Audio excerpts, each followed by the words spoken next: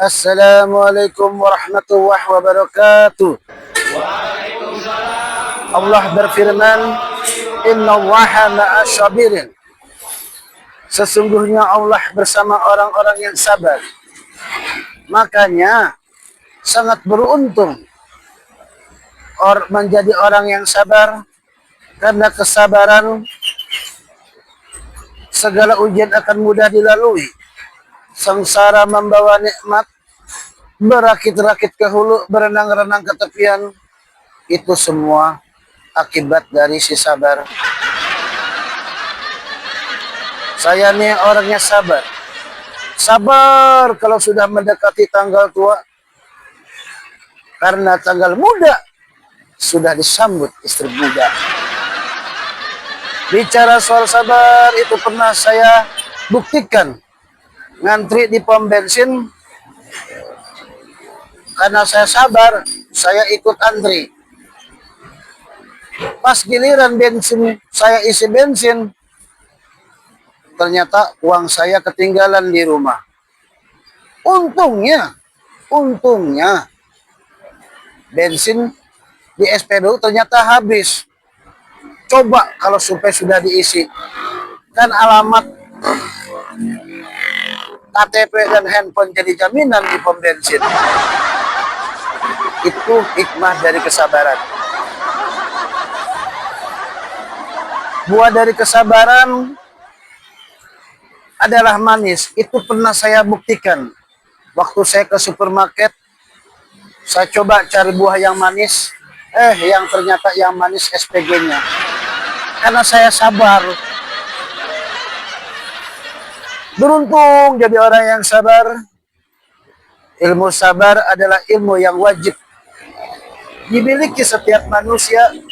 Tanpa kesabaran, hidup bisa berantakan. Tanpa kesabaran akan timbul masalah.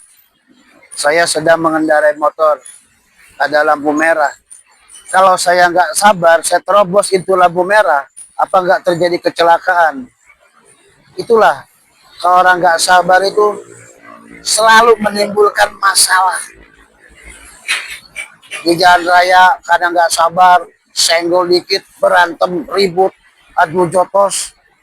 Makanya kalau di jalan itu sabar. Dalam segala hal kita harus sabar. Dalam mencari jodoh, pasangan hidup juga kita harus bersabar. Jangan terburu-buru.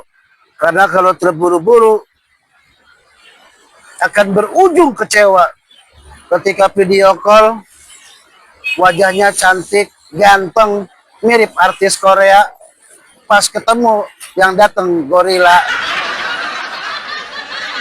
Karena gorila sekarang sudah pandai bermain media sosial.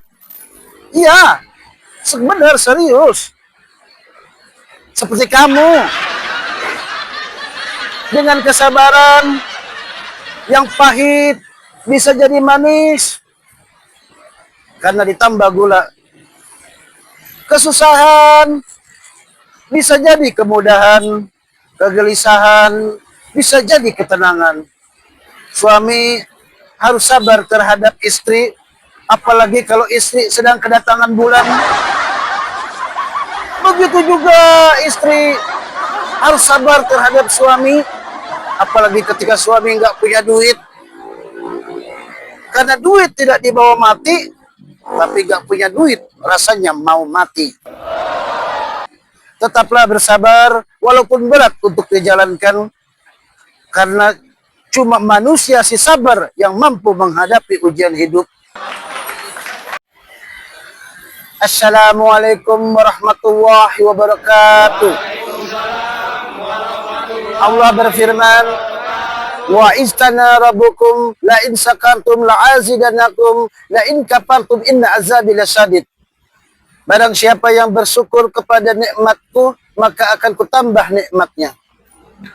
Barang siapa yang tidak bersyukur kepada nikmatku, maka azabku sangatlah pedih. Wah, kalau udah denger kata azab, apalagi yang ngomong Tuhan, udah paling ngeri deh. Gua nih sebagai manusia yang beriman, Sudah selayaknya gua bersyukur. Gua emang bukan orang kaya, gua bukan orang tajir. Hidup gua cukup, ya cukup punya motor, cukup punya mobil, cukup punya rumah, cukup istri 2. Lagian ngapain sih jadi orang kaya? Jadi orang kaya itu nggak enak, serius. Gue pernah jadi orang kaya, diteleponin mulu. Telepon bunyi, "Maaf Pak, cicilan mobil Anda sudah jatuh tempo. Silakan dibayar segera beserta denda dan tunggakannya." Lu kalau udah udah denger telepon kayak gitu, gue udah paling males, udah paling kesel gue. Karena waktu itu gue baru jadi orang kaya, kaya utang. Sekarang siapa sih yang nggak mau jadi orang kaya? Orang kaya di rumah apa aja ada. Di rumah gue apa adanya. Jadi gue nggak bisa, makanya gue bersyukur. Jadi gue nggak bisa korupsi, karena gue nggak jadi pejabat. Tapi kalau nyopet gue bisa. Kadang ada orang loh salah kaprah tentang bersyukur. Temen gue nemu handphone, terus dia ngomong, "Alhamdulillah, gue nemu handphone. Gue bersyukur nemu handphone." Anjir, lu nemu handphone bersyukur, yang ada lu malah kualat. Ya lu nemu HP jadi balikin sama yang punyanya. Masalahnya gue pernah nemu duit 10.000, hilangnya 100.000. Nyesek gue. Mana itu duit cuma satu-satunya lagi, yang harusnya gue bisa gigit ayam, malah gue gigit jari. Sebulan kemudian temen gue motornya hilang loh. Serius anjir. Ternyata temen gue hidupnya lebih tragis daripada kisah hidup gue. Inna salati wa nusuki wa mahyaya wa mamati lillahi rabbil alamin la syarika lahu wa bidzalika umirtu ana minal muslimin. Sesungguhnya ibadahku, hidupku hanya untuk seluruh Tuhan seluruh alam, dan tidak ada sekutu baginya, dan masukkanlah aku ke dalam golongan orang-orang muslim. Itu ikhlas. Kadang hidup gak selamanya orang-orang merasakan bahagia. Kadang juga ada duka, makanya kita harus bisa ikhlas. Selain bersabar dan bersyukur, ikhlas memiliki peranan penting dalam kehidupan. Tanpa keikhlasan bisa terjadi malapetaka. Contoh nih, bermain judi. Karena dalam bermain judi tidak ada yang namanya ikhlas. Yang menang tertawa, yang kalah kecewa, timbul rasa dendam, karena emosi terjadi keributan, timbul perkelahian, pulang main judi, muka bonyok, kepala bocor, malapetaka. Sama juga seperti kehilangan sesuatu barang, dicari nggak ketemu-ketemu, sampai tidur pun masih kepikiran. Ujung-ujungnya besok pagi mata merah, otak error.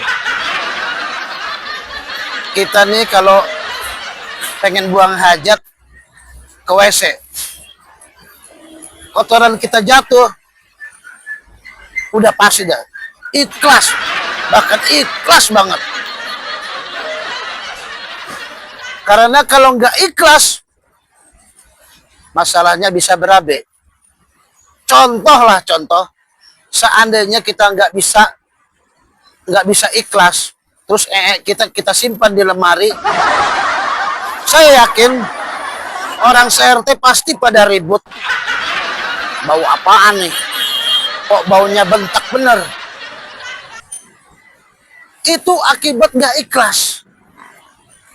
Kadang ada juga orang yang salah kaprah dalam menafsirkan tentang ikhlas. Saya punya teman, saya tanya, "Bro, lu nggak sholat, bro?" "Ah, enggak, gua mah nggak sholat juga ikhlas. Lagian masuk neraka juga nggak napa-napa." Padahal sholat mengajarkan kita tentang keikhlasan kita kepada Allah. Kalau kita tidak sholat, itu sama saja kita menantang Tuhan. Dibikin neraka itu kayak di konten-konten AI. Bisa berenang di air mendidih. Neraka panas, coy. Nyemplung air panas yang neraka, badan bisa hancur berantakan. Iyalah kalau di neraka kita mati sih enak. Tapi kan kalau di neraka kita hidup selamanya. Tapi dalam keadaan disiksa, digebuk, hancur, dikembalikan lagi seperti semula, dan seterusnya seperti itu. Ada artis MM mengatakan kalau masuk neraka itu enak. Nanti bisa ketemu dengan aktor-aktor dunia, kumpul semuanya di neraka.